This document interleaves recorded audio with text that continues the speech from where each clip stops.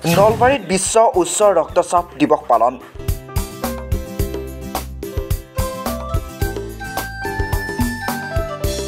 আজি নলবাৰী মহাবিদ্যালয়ৰ প্ৰভাষ চন্দ্ৰ গোস্বামীৰ প্ৰেক্ষাগৃহত এছ'চিয়েশ্যন অফ ফিজিচিয়ান অফ ইণ্ডিয়াৰ নলবাৰী ব্ৰাঞ্চৰ সহযোগিতাত বিশ্ব উচ্চ ৰক্তচাপ দিৱস উপলক্ষে ৰাতিপুৱা অনুষ্ঠিত হয় এক স্বাস্থ্য শিবিৰ আৰু সজাগতা অনুষ্ঠান, য'ত মহাবিদ্যালয়খনৰ অধ্যক্ষ, উপাধ্যক্ষ, অধ্যাপক, অধ্যাপিকা, ছাত্ৰ ছাত্ৰীকে ধৰি বহুকেইগৰাকীয়ে ৰক্তচাপ পৰীক্ষা কৰে।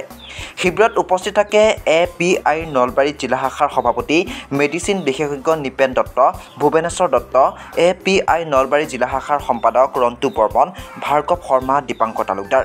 বিশিষ্ট মেডিচিন বিশেষজ্ঞসকলে উচ্চ ৰক্তচাপৰ সজাগতাৰ হকে বহুতো পৰামৰ্শ আগবঢ়ায়। সভাখনত মহাবিদ্যালয়ৰ অধ্যক্ষ কমল নাৰায়ণ পাটোৱাৰীয়ে সভাৰ উদ্দেশ্য ব্যাখ্যা কৰা অনুষ্ঠানত উপাধ্যক্ষ ডক্টৰ ফটিক বৰ্মনে সভাপতিত্ব কৰে। অনুষ্ঠানটোত মেডিকেল ৰিপ্ৰেজেণ্টেটিভ কংকন কুমাৰ কলিতাকে ধৰি বহুকেইগৰাকী ব্যক্তিও উপস্থিত থাকে। অনুষ্ঠানৰ শেষত শলাগৰ শৰাই আগবঢ়ায় অধ্যাপক অনন্ত ৰাজবংশীয়ে।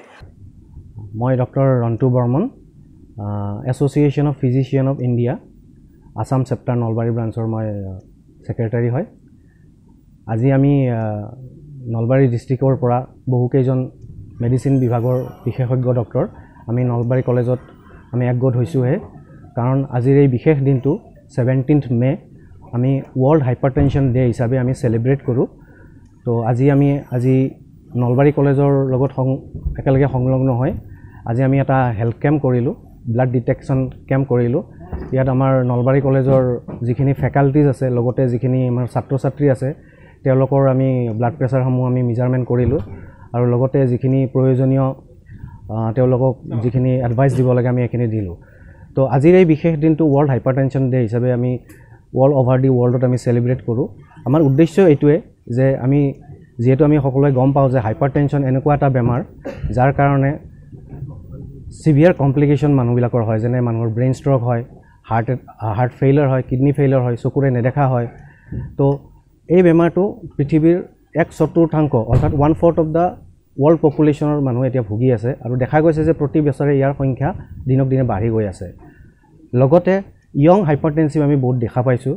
গতিকে আমাৰ উদ্দেশ্যটো হৈছে, আজি এছ'চিয়েশ্যন অফ ফিজিচিয়ান অফ ইণ্ডিয়াৰ উদ্দেশ্যটো হৈছে যে নতুন যিবিলাক য়ং হাইপাৰটেনছিভ আছে আমি ডায়েগন'জ কৰা, তেওঁলোকক আমি উপদেশ দিয়া কি নিয়ম বা দৈনন্দিন আমি খাদ্যাভ্যাসৰ পৰা, নিমখ কমাই খোৱাৰ পৰা যিখিনি নিয়ম পালন কৰিবলগীয়া কথা আছে সেইখিনি আমি আলোচনা কৰিলোঁ।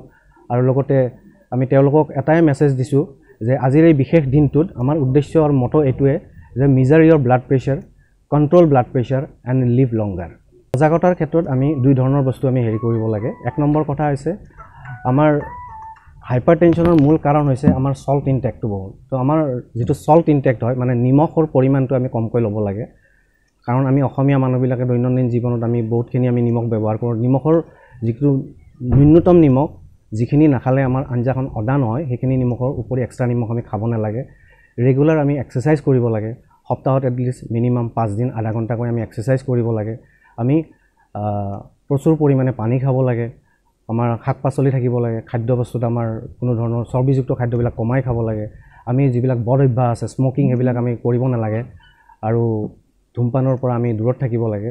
আৰু আমাৰ ব্লাড প্ৰেছাৰটো আমি ৰেগুলাৰলি মেজাৰ কৰিব লাগে, কাৰণ ব্লাড প্ৰেছাৰ এনেকুৱা এটা বেমাৰ যাৰ কোনো লক্ষণ নাথাকে, ই ভিতৰে হৈ থাকে।